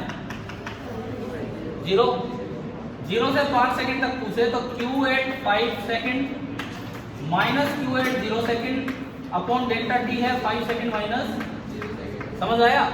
Q एट 5 सेकंड 5 रखो इसमें, कितना हो गया 125, Q एट 0 अपॉन 5 कितना है 25 एम्पियर। लेकिन अगर पूछता इंस्टेंटेनियस करंट एट 5 सेकंड, ये बताओ अगर पूछता इंस्टेंटेनियस करंट एट 5 सेकंड, ये क्या होता 50। आप इसमें t की जगह 5 रखते 10 × t कितना आ जाता? क्या आपको ये सवाल समझ आ गया? इस एक्सप्रेशन से कैसे तो हमने एवरेज करंट निकाला, वो तो डायरेक्ट इससे ही निकल जाता है, लेकिन अगर इंस्टेंटेनियस करंट चाहिए तो आपको पहले डिफरेंशिएशन करके फिर टाइम पुट करना है। क्या कुछ समझ आया कि नहीं आया बताओ? अब मैं जा रहा हूँ ग्राफ पे, ये तो एक स्टार्टिंग क्वेश्चन लिया, अब मैं चलता हूँ ग्राफ पे। ग्राफ के लिए मैं उस साइड चलता हूँ, काफ़ी देर होगी इधर ही लिखते हुए।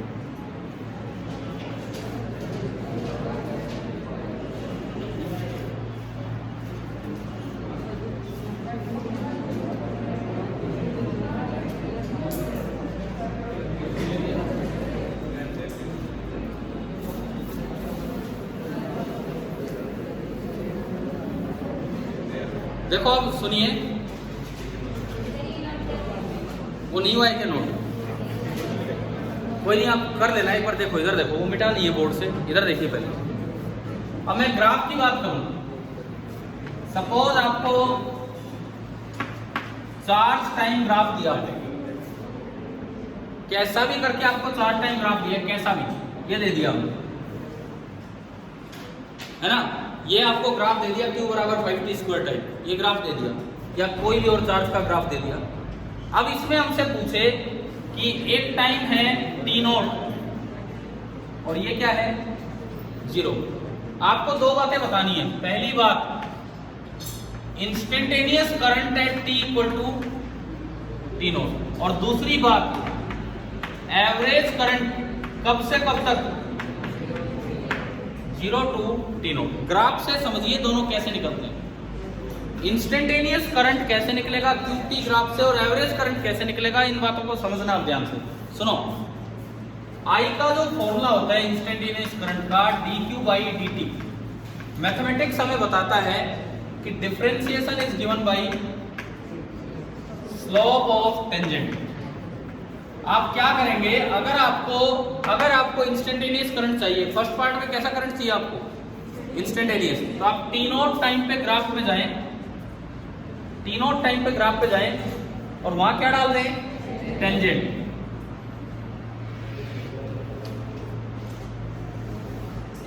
टाइम एक्सिस के साथ इस टेंजेंट ने कितना एंगल बनाया है वो देखिए।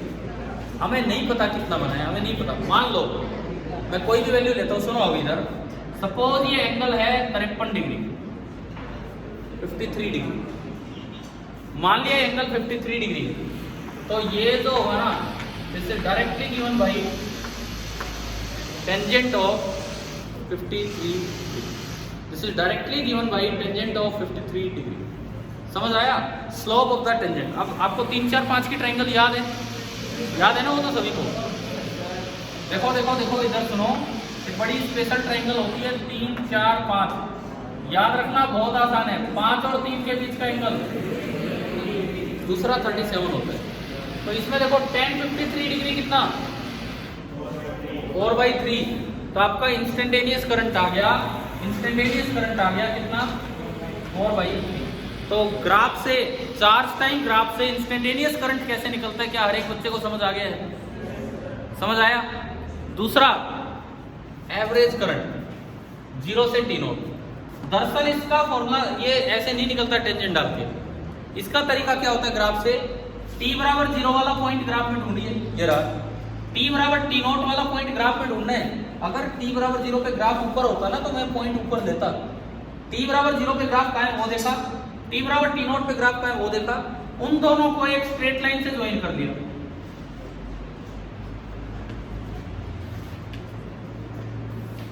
ठीक है, मैंने माना ये एंगल बताओ 53 से कम है ज्यादा है? कम है ना।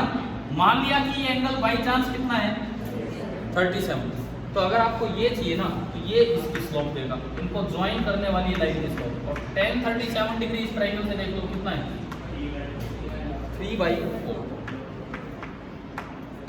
तो अभी आप बताओ क्या QT ग्राफ से, चार्ज टाइम ग्राफ से कैसे तो आप इंस्टेंटेनियस करंट निकालेंगे और कैसे एवरेज करंट, क्या दोनों क्लियर है? इंस्टेंटेनियस करंट निकालना हो तो जिस समय निकालना हो उस समय ग्राफ पे पॉइंट पे जाइए, टेंजेंट डालिए और टेंजेंट की स्लोप निकाल लीजिए। एवरेज करंट निकालना हो तो आपको एक टाइम इंटरवल दिया होगा, 2 पॉइंट्स 2 टाइम्स के बीच का, उन दोनों टाइम्स पे ग्राफ पे जाएं। ग्राफ छोड़ो कैसा है, उन दोनों टाइम्स को एक स्ट्रेट लाइन से ज्वाइन कर दो, उन दोनों पॉइंट्स को स्ट्रेट लाइन से ज्वाइन करके उसकी स्लोप देख लो, वो आपको क्या देगा? Average current. तो ultimately slope of charge time graph gives us current. क्या ये समझ आया? करो, इसे नोट करो, फिर मैं करंट टाइम ग्राफ से चार्ज निकालना सिखाऊंगा। ये नोट कीजिए पहले।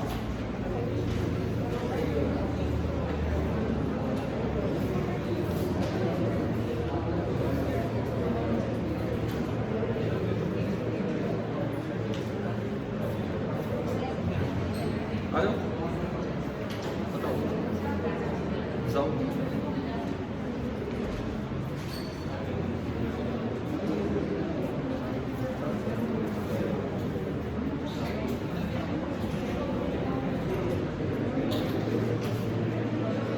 थोड़ा जल्दी जल्दी नोट करो ताकि एक आखिरी काम हो जाए आप वाला ही दूसरा।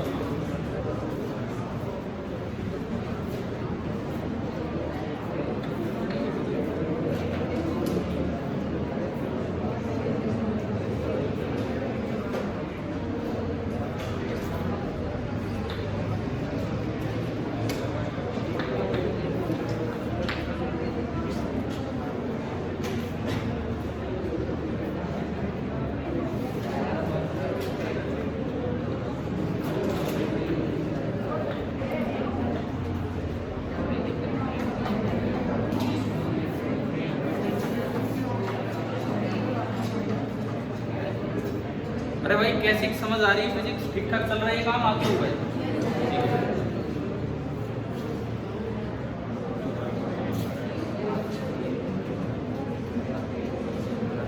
पहले हमने एक मैथमेटिकल क्वेश्चन लिया, फिर ग्राफिकल क्वेश्चन लिया, ऐसा ही काम अगले में करेंगे।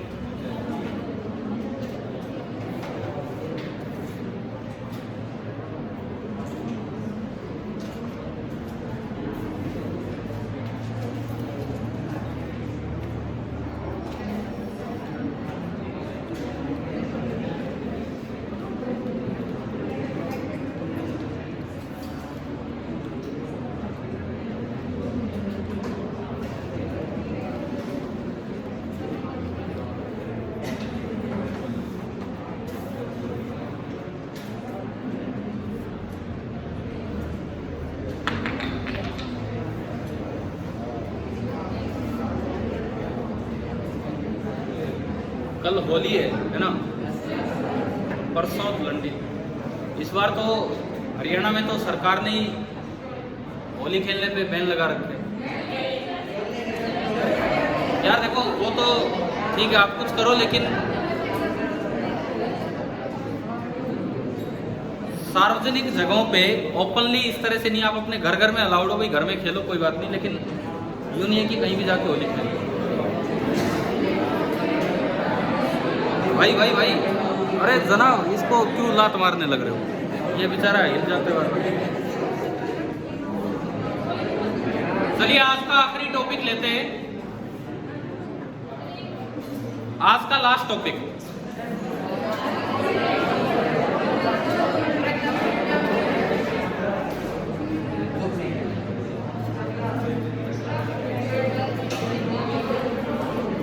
आज का आखिरी टॉपिक, जिस तरह से चार्ज टाइम ग्राफ से आपने करंट निकालना सीखा, उसी तरह करंट टाइम ग्राफ से क्या पूछ लेते हैं? चार्ज। तो इसमें भी यही दो काम करेंगे, एक बार ये एक्सप्रेशन वाला काम और एक बार फिर वो ग्राफ वाला काम। क्या ये नोट हो गया है सभी का?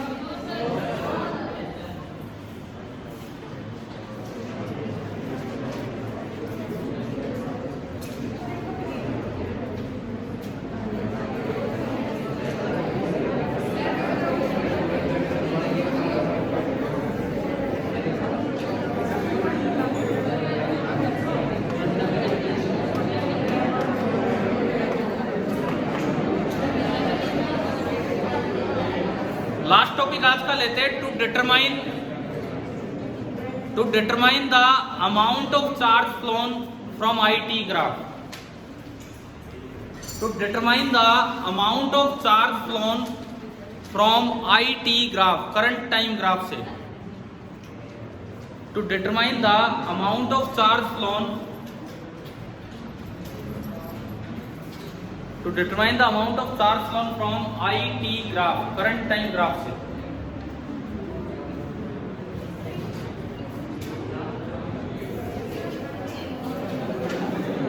बातें नहीं यार, बातें नहीं हुई।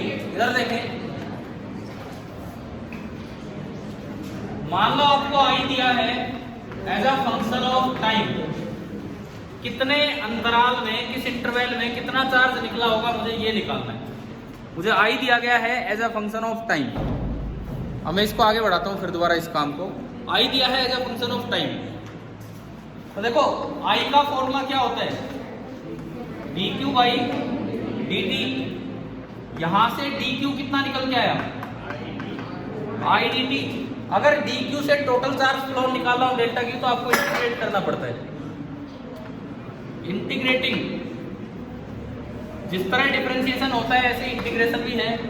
तो ये तो बन जाएगा delta q total charge flow, और इधर बन गया इंटीग्रल I dt। वो पता नहीं कितने से कितने समय तक हो सकता है, आपसे पूछा जाए 0 से लेके और कोई भी टाइम। पहले तो मैं इस चीज को मैथमेटिकली यूज करवाता हूँ एक्सप्रेशन में, फिर ग्राफिकली, वही दो काम करेंगे, ठीक है। पहले मैथमेटिकली फिर ग्राफिकली। अब आप है ना लास्ट में नोट कर लेना, बस अब बोर्ड पे ध्यान दो थोड़ी देर, क्योंकि आखिरी काम है, इसके बाद बोर्ड नहीं मिटेगा। वो मिटा दो उधर वाला, चलो अभी वहां पहुंचेंगे तब मिटाएंगे। पहला काम, एक एग्जाम्पल लेके चले। लेट सपोज आपको I दिया हो 5t²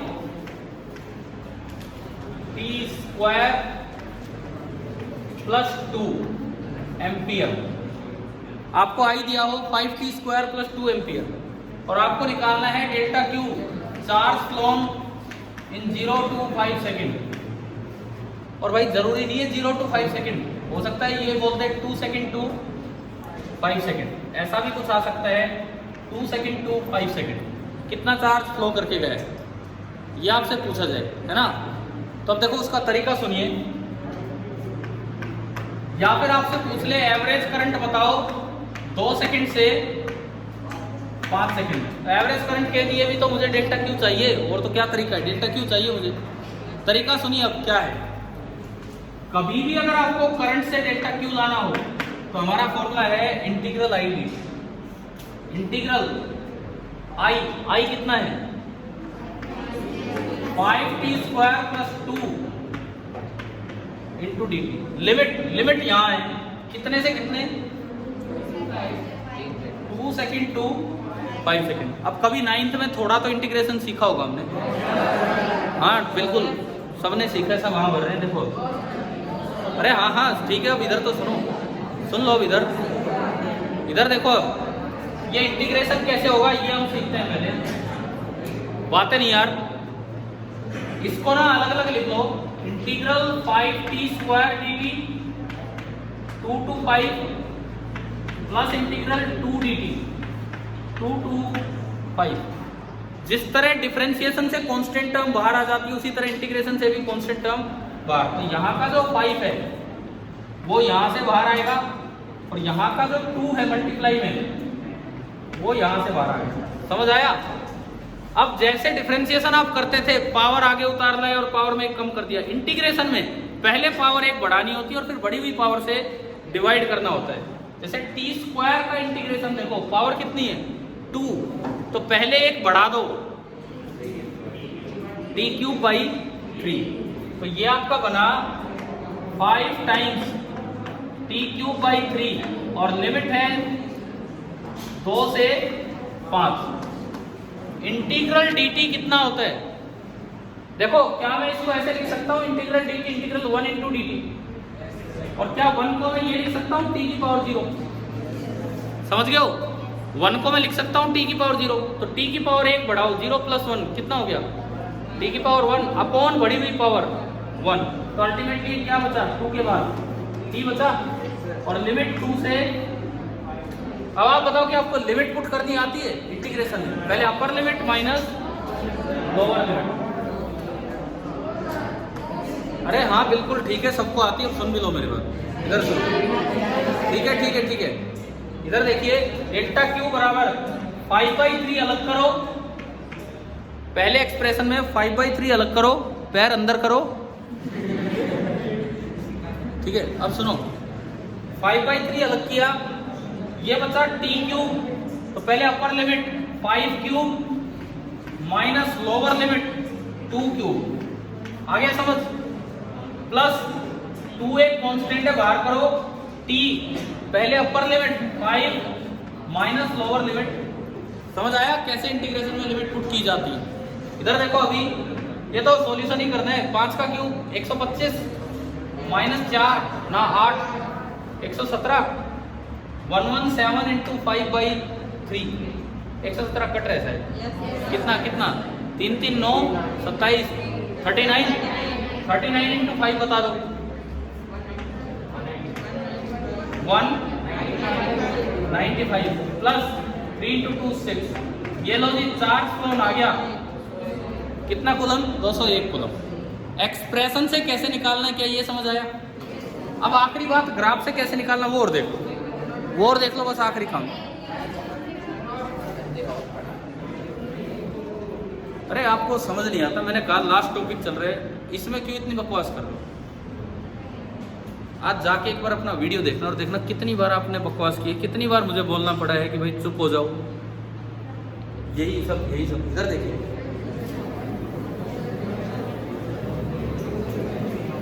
किसी भी 11th या 12th क्लास में ऐसा कभी नहीं होता है कि कितनी बार यूं बोलना पड़े। इधर देखिए, अभी कोई नहीं, 2 मिनट बैठे रहो, 2 मिनट बैठे रहो, आखिरी काम है, बस ये पूरा हो रहा है। अगर आपको कभी भी करंट टाइम ग्राफ दिया जाए और उससे क्या पूछा हो, चार्ज, इंटीग्रेशन मिलता है एरिया से। मान लो आपको कोई भी करंट टाइम ग्राफ दिया, कैसा भी, ये दे दे, ये 0, ये 2, सपोज ये 3, टाइम है सेकेंड में, करंट है एम्पियर में। आपको ये बात याद रखनी है कि area under current time graph gives charge phloem, और एरिया भी विद साइन। एरिया भी विद साइन कैसे? सपोज आपको दे दिया कि ये एरिया है 5 और ये एरिया है 1, मान लो ऐसे बता दिया, तो इधर देखिए charge flown from 0 to 2 second कितना है बताओ? इसका एरिया कितना है 5 कूलम। लेकिन charge flown from 0 to 3 second कितना होगा? 9th क्लास में वेलोसिटी टाइम ग्राफ से डिस्प्लेसमेंट निकालते थे आप, बिल्कुल वही है, बिल्कुल वही। उसमें भी नीचे वाला एरिया घटाते थे। जिस तरह वेलोसिटी टाइम ग्राफ से डिस्प्लेसमेंट आता है, उसी तरह करंट टाइम ग्राफ से चार्ज आता है। और ये कितना हो गया? तो आप बताओ क्या ये दोनों टॉपिक समझ आए? ठीक है, अब मिलते हैं होली के बाद। और ये जो सुनो, एक बार सीपीपी पे नजर डालो, आज का जो सीपीपी आपको दिया है 11 सवालों का,